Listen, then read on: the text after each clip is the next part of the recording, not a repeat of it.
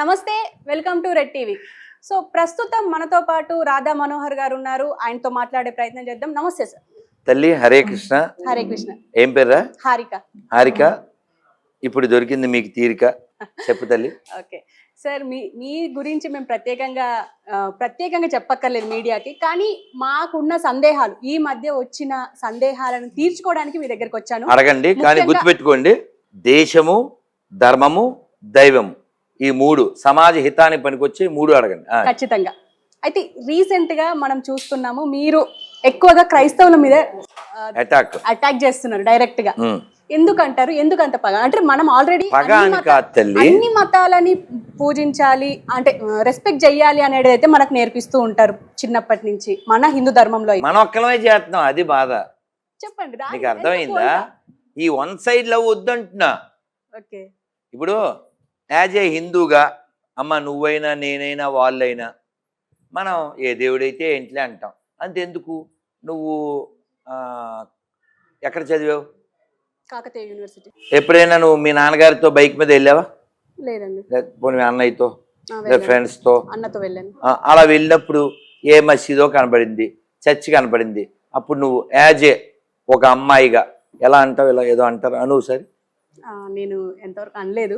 అమ్మో గ్రేట్ రా, మా అమ్మాయి బంగారు తల్లి. మామూలుగా మన హిందూ ఆడపిల్లలు సహజంగా ఏదైనా కనబడితే అలాగే నేను దూషించను కూడా.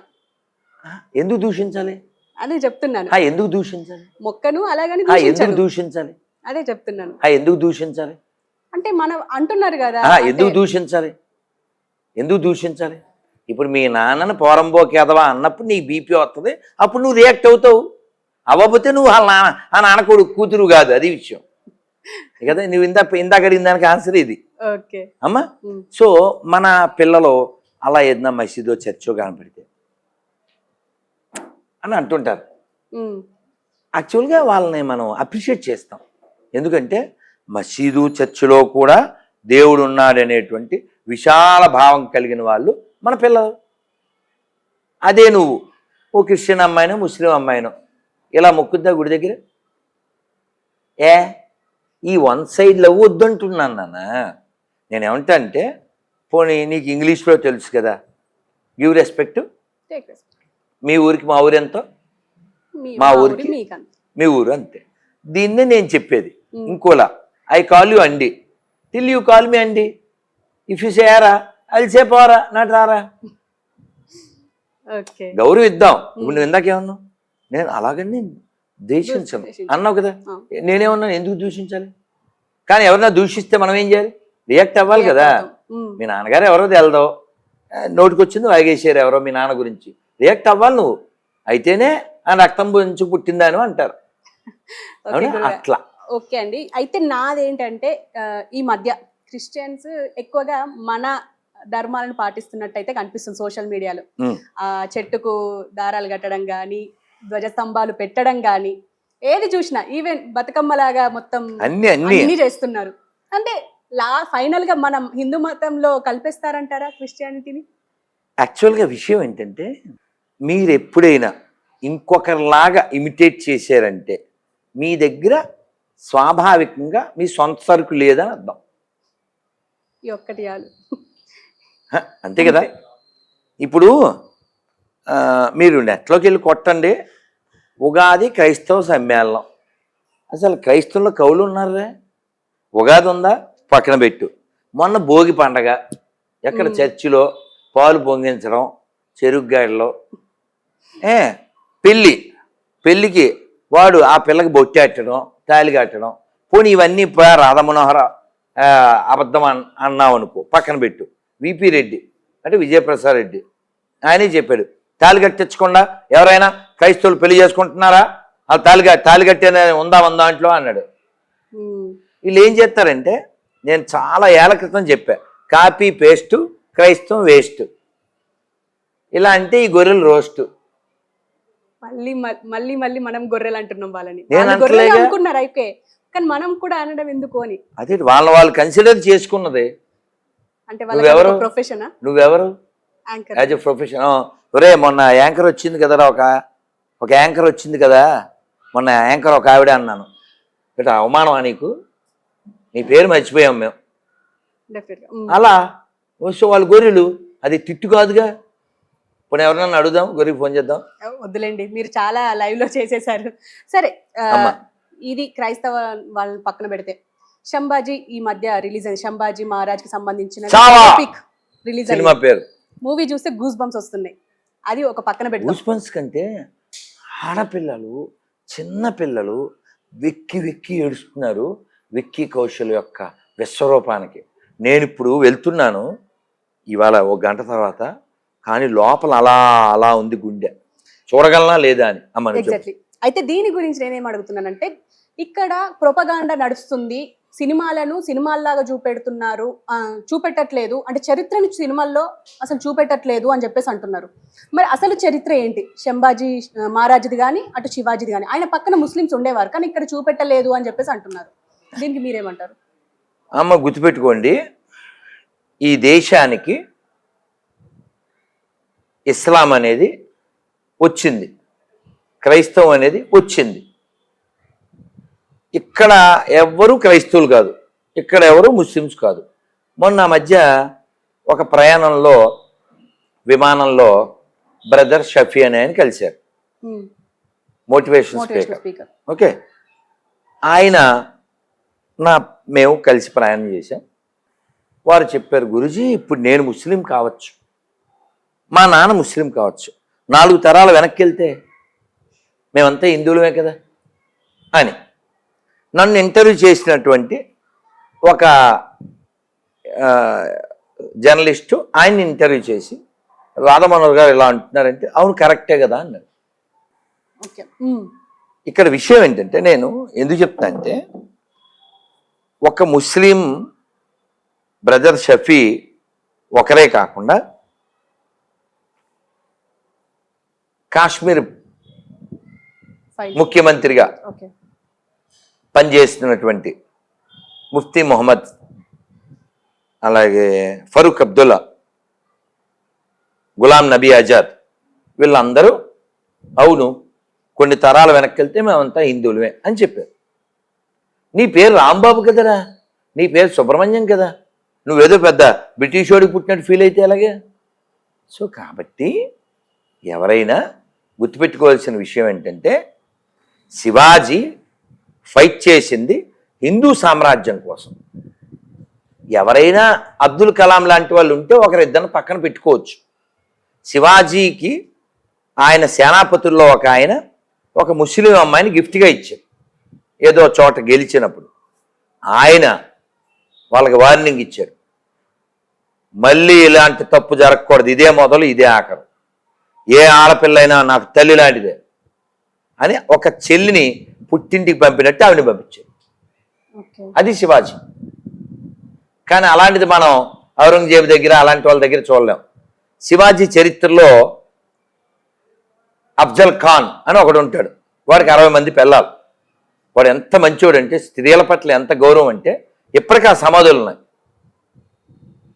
వాడికి ఎంత ప్రేమ అంటే, వాడు శివాజీతో యుద్ధానికి వెళ్ళాలి, వాడు అంత పొడుగుంటాడు, 7 అడుగుల పైన, శివాజీ 5 చిల్లర. శివాజీని చంపేయాలి, అది వాడి కోరిక. ఒకవేళ శివాజీ చేతిలో నేను చచ్చిపోతే అని డౌట్ వచ్చి ఈ 60 మంది పిల్లల్ని కొనమని తోశారు. చచ్చిపోయాక వాళ్ళందరూ సమాధులు కట్టి అన్నిటి మీద పువ్వులు పెట్టి అప్పుడు వెళ్ళేది. అది స్త్రీల ప్రేమ అంటే. అది ఎవరికైనా ఫోన్ చేస్తాంటే చెయ్యి, ఓ 10 మంది ఓ గొప్ప తల్లులు, whether in Islam whether in Christianity చూపించమను. నిన్నేమని పిలుస్తున్నాను నాన్న? అమ్మా. ఆవిడనేమంటాను? అమ్మా. మీరు నాగడి చిన్నోళ్ళేగా, ఇప్పుడు చిన్న బిడ్డలు వచ్చారా, ఏమన్నాను? అమ్ములు ఇలా రారా. ఈ అమ్మ కాన్సెప్ట్ మనకే ఉంది, వాళ్ళకి ఆ కాన్సెప్ట్ లేదు. అందుకే ఇప్పుడు ఇరాక్లో 9 ఏళ్ళకే పెళ్ళి, 10 నెలల్లో తల్లి, మళ్ళీ మళ్ళీ. అంటే మన దగ్గర కూడా బాల్య వివాహం ఉండే కదా. ఎందుకుంది? ఎప్పుడుంది? ఈ దరిద్రులు మన దేశాన్ని ఆక్రమించినప్పుడు ఆడపిల్లల్ని కాపాడుకోవడానికి పెట్టారు. అర్థమైందా? అది. అయితే ఇప్పుడు ఈ రామరాజ్యం స్థాపన కోసం కొంతమంది మీద దాడి జరిగింది, అందులో రంగరాజన్ గారు ఒకరు ప్రధాన. నేను వెళ్ళి పలకరించాను. సో మీ మీద కూడా దాడి జరిగింది అని చెప్పేసి ఒక వార్త వచ్చింది, అది నిజమా అంటారా? మరి ఏదైనా ఉండాలిగా. ఉమ్. కాదమ్మా అంటున్నారు. కాదమ్మా అంటే ఇప్పుడు నేను కూడా అని చెప్పేసి. కాదమ్మా నేను కూడా అంటున్నాను, నీకు అమీర్పేటలో ఫ్లాట్ ఉంది అంటే నువ్వేమంటావు, ఏది చూపించండి అంటావు. ఇది కూడా అంతే కదా. అంటే ఇప్పుడు ఈ రామరాజ్య స్థాపన లాంటి సంస్థలు మనకు అవసరం అంటారా? చిచ్చి కావాలి చాలుగా ఆన్సర్. చిచ్చి అన్నాను కదమ్మా, ఇంకేంటి ఆన్సర్? ఏమో చీచి అని మళ్ళీ కావాలి అని అంటారేమో అనుకున్నా కదా. చిచ్చి అన్నది కావాలని నేను అన్నాం. అంటే ఆ దాడిని మీరు ఎలా చూస్తారు? ఆల్రెడీ వెళ్ళాం, ఖండించాం.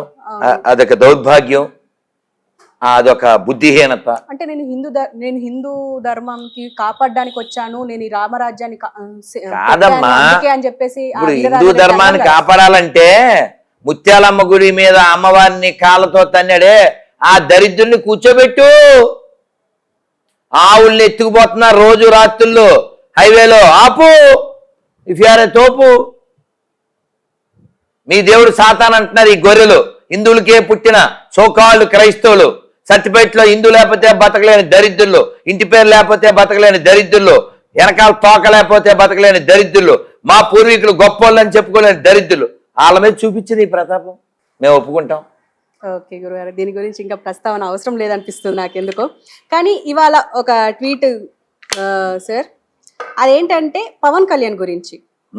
అందులో ముఖ్యంగా ఏంటంటే మొన్నటి వరకు అంటే పుట్టింది కాపు, పెరిగింది కాపు, పెళ్ళి క్రిస్టియన్, తీసుకుంది క్రిస్టియానిటీ. అంటే రీసెంట్గా ఆయనే అన్నారు బాప్టిజం తీసుకున్నాను అని చెప్పేసి. కానీ ఈ మధ్య ఆయన చూస్తూనే ఉన్నాం, నేను సనాతన ధర్మాన్ని కాపాడడానికి వచ్చాను అని చెప్పేసి తొక్క తీస్తి నారగడతా అని చెప్పేసి చాలా డైలాగ్స్ కొడుతున్నారు. ఈయన విషయంలో ఇప్పుడు రీసెంట్గా ఆయన జంజం కూడా వేసుకున్నారు. దీని గురించి మీరే చెప్తారు. అంటే అలా కాదు అసలు మీ ఉద్దేశం ఏంటి, లేదా ఇలా అన్న వాళ్ళ ఉద్దేశం ఏంటి? వాట్ దే వాంట్ ఎగ్జాక్ట్లీ అని అంటే ఆయన ఇప్పుడు ఒక డిప్యూటీ సీఎం ప్లేస్ లో ఉన్నారు ఆయన. ఓకే. సో ఆయన ఇలా నేను ఒకసారి ఇది ఒకసారి అది అని చెప్పేసి ఇలా చెప్తున్నారు, ఒక స్టెబిలిటీగా ఒక మాట మీద ఉండట్లేదు అని చెప్పేసి అంటున్నారు. ఇప్పుడు డైరెక్ట్ గా జంజం వేసుకున్నారు. కాదు విషయం ఎప్పుడైనా బ్రహ్మ గాయత్రి అంటారు దాన్ని. అక్కడ కొన్ని క్రతువులు చెయ్యాలి, దానికోసం ఆయన అక్కడ వేసుకున్నారు. అలాగే వాళ్ళ పార్టీ ఆఫీసు ప్రారంభోత్సవం ఏదో జరిగినప్పుడు కూడా వేసుకున్నారు. దాన్ని బ్రహ్మగాయత్రి అంటారు. అది సందర్భానుసారం అలా ఇస్తారు, ఆ క్రతువు అయ్యే వరకు ఉంటుంది. ఓకే. అలాగే వారు బాప్తిజం ఎప్పుడో తీసుకున్నా అని చెప్పారు. ఓకేనా, దాన్ని ఏమో ఆచరించట్లేదు. ఇంకోటి, వాళ్ళ భార్య కూడా మొన్న కుంభస్నానం వెళ్ళారు కదా. సో ఇక్కడ సనాతన ధర్మం ఏం చెప్తుందంటే నువ్వు ఆచరించు. ధర్మం అంటే ధార ఇది ధర్మ. ఓకే, కుంభమేళ ప్రస్తావన వచ్చింది కాబట్టి సోషల్ మీడియాలో కుంభమేళ గురించి ఎంత అంటే దుష్ప్రచారం జరిగింది, అలాగే మంచి ప్రచారం కూడా జరిగింది. ఈ దుష్ప్రచారం గురించి మాట్లాడుకుంటే అక్కడికి వెళ్ళిన వాళ్ళు మోనాలిసానే చూశారు కానీ ఇంకా వేరే ఏం చూడలేదు అని చెప్పేసి అంటున్నారు. ఎట్లా చూడొచ్చు తల్లి? 50 కోట్ల మంది పైన స్నానం చేశారు. సో అందులో 5 లక్షల మందో, పోనీ 20 లక్షల మందో, 50 లక్షల మందో ఆ టాపిక్కి రీచ్ అయ్యి ఉంటారు. కానీ వచ్చిన వాళ్ళందరూ ఎక్కడ స్నానం చేయాలి, ఎలా స్నానం చేయాలి, ఆ క్రౌడ్లో ఎలా వెళ్ళాలి, ఎక్కడ మొలగాలి, ఏ క్రతువు చేయాలి, ఎక్కడ స్టే చేయాలి, ఆ చల్లో ఎక్కడ ఉండాలి, ఇవన్నీ వెతుక్కుంటారు. కానీ ఈ పనికి మాల పోరంబోకులు ఎవడకో అవి మొనాలిసా కనపడింది అంతే. మీరు కూడా వెళ్ళారు, వెళ్ళాము, వచ్చాం, స్నానం చేసాం. అక్కడ చాలా స్కామ్స్ జరుగుతున్నాయి, ప్రజల్ని అంటే భక్తుల్ని దోచుకుంటున్నారు అని చెప్పేసి చాలా మంది మాతో మాట్లాడారు. ఇందులో అక్కడ దోచుకోవడానికి అక్కడ ఏమి కాదమ్మా, దోచుకోవడానికి అక్కడ ఏమి క్లోజ్డ్ కాదు కదా, ఓపెన్ కదా. ఇప్పుడు అలా కాదమ్మా, నీకు అర్థమయ్యేలా చెప్తా. రైల్వేస్ కూడా ఇబ్బంది అయ్యింది కాదు. ఇప్పుడు రీసెంట్ గా మనం ఢిల్లీలో కూడా చూసాం, తొక్కిసలాట అయ్యింది.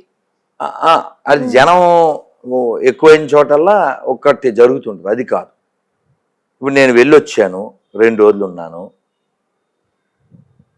నేను దిగిన తర్వాత కొంత దూరం క్యాబ్లో వెళ్ళా, కొంత దూరం బైక్ మీద వెళ్ళా.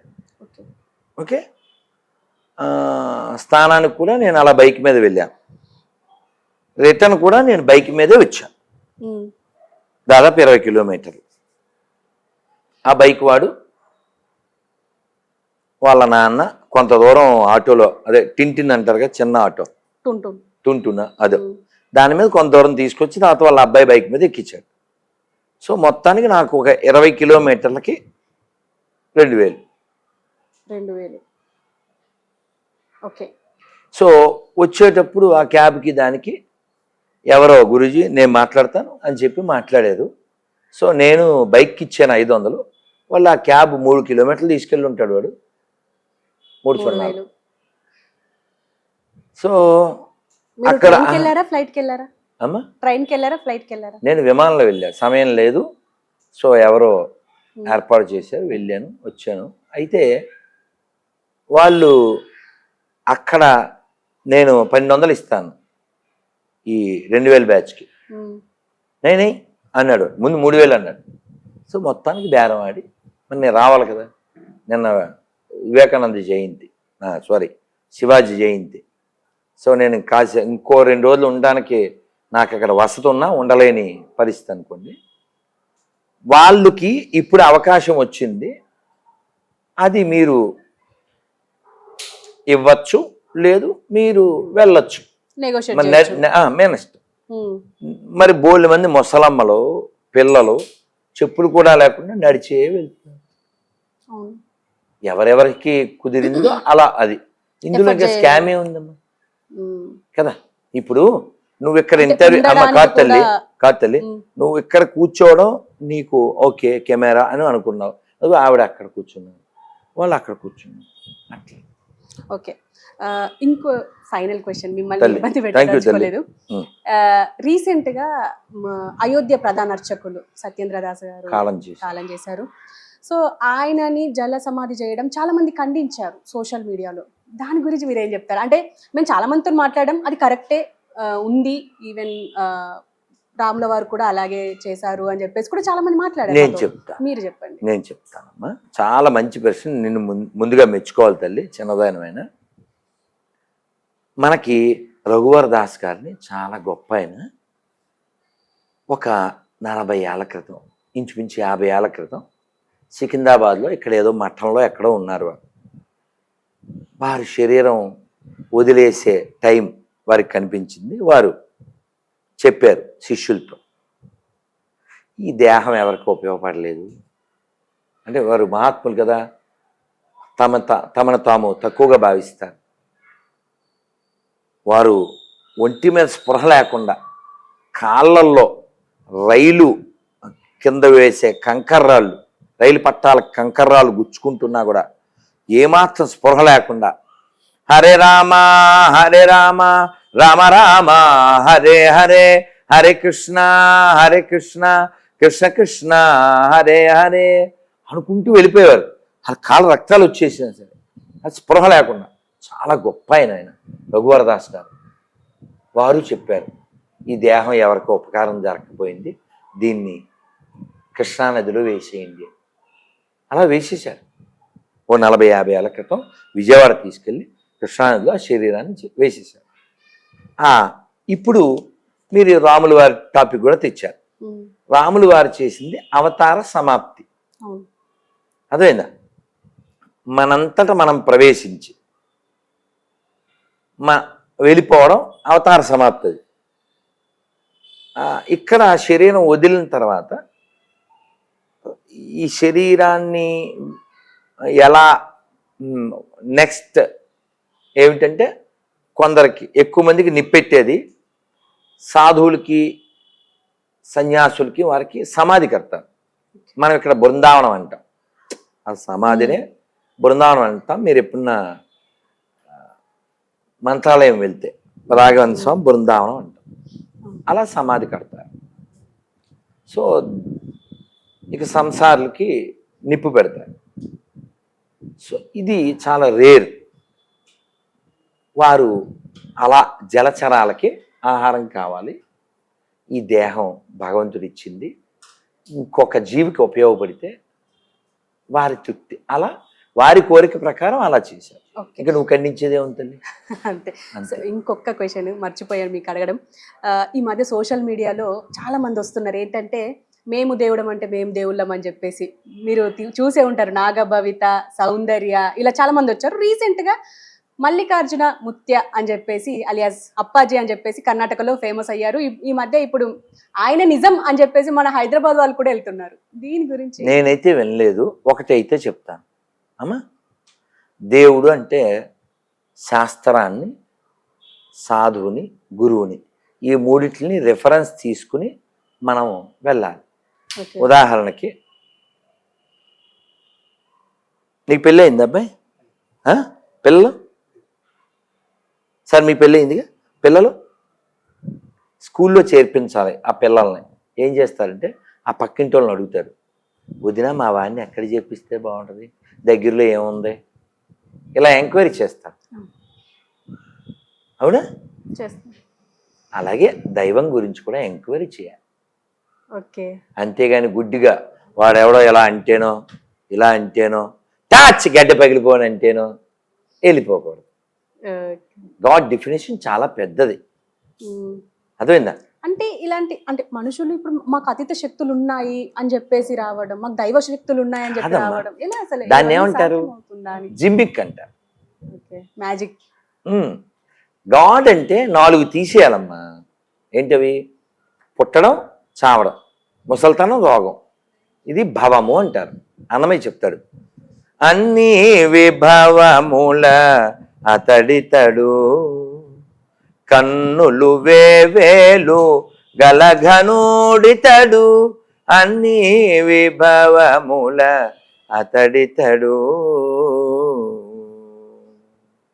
భవములనచుయదు పతియితడు, భువనము నిండిన గతితడు, ఆది అంత్యములకు విభుడితడు, శ్రీదేవుడు సరసిజనాభుడితడు,